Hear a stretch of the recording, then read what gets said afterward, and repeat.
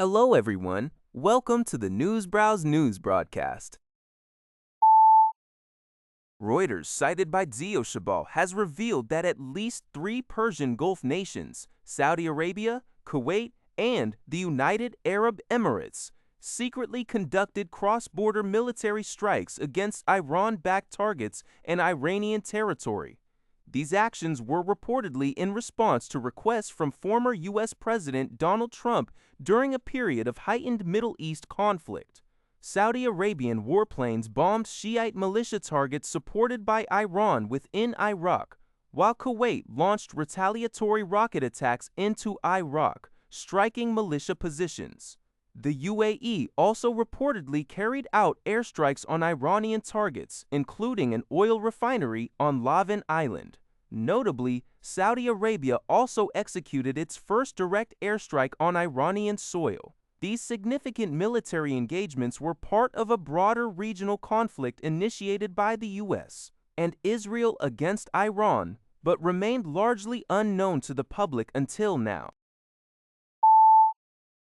NPR reports that the remains of Specie Maria Simone Collington, a 19-year-old U.S. Army soldier from Tavares, Florida, have been recovered in Morocco.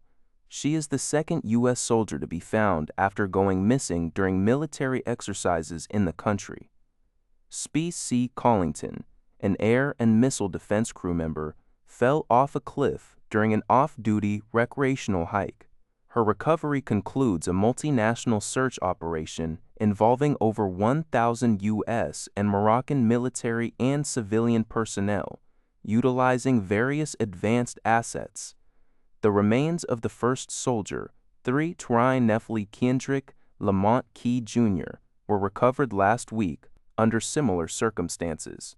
Both soldiers were participating in African Lion 26, an annual U.S.-led military exercise involving personnel from over 30 nations. The incident's circumstances remain under investigation. Japanese Prime Minister Sanae Takaichi is reportedly considering visits to Britain and Italy in June for leaders' talks, according to Kyodo News sources. These trips would precede the Group of 7 summit scheduled for June 15-17 in Evian, France. During her potential meetings with British Prime Minister Keir Starmer and Italian Prime Minister Giorgia Meloni, Takaichi is expected to discuss strengthening cooperation in economic and national security areas. Key agenda items include the joint development of a next-generation fighter jet, enhancing supply chains for critical minerals, and ensuring safe navigation through the Strait of Hormuz, which has been affected by the U.S.-Israeli war against Iran. The arrangements for the Britain visit are fluid due to Starmer facing calls for resignation after recent local election losses. Takaichi had previously hosted both leaders in January, receiving invitations for these reciprocal visits. 8 American solar product manufacturers have submitted a petition to the U.S. Commerce Department calling for an investigation into whether solar panels imported from Ethiopia are, in fact, Chinese products designed to circumvent American anti-dumping duties. According to a report by Nikkei Asia, cited by the Epoch Times, the petition alleges that Chinese manufactured components undergo minimal processing in 2 East African companies, Toyo Ethiopia and Origin Solar Manufacturing, before being exported to the U.S. via Ethiopia as a transit point. This strategy, they claim, aims to bypass significant tariffs. Chinese origin solar panels and components face a 50% tariff upon entry into the U.S. Furthermore, Chinese solar product manufacturers rerouting through Cambodia, Malaysia, Thailand, and Vietnam are subject to anti-dumping and countervailing duties as high as 300 and 521%. The petition highlights a dramatic increase in U.S. solar cell and module imports from Ethiopia, which surged from $0 to $300 million by the end of last year. Following the U.S. imposition of tariffs on Southeast Asian countries in June, the Commerce Department has previously initiated similar investigations, including one in April, which resulted in preliminary anti-dumping duties up to 123% on solar cells and modules from India, Indonesia, and Laos.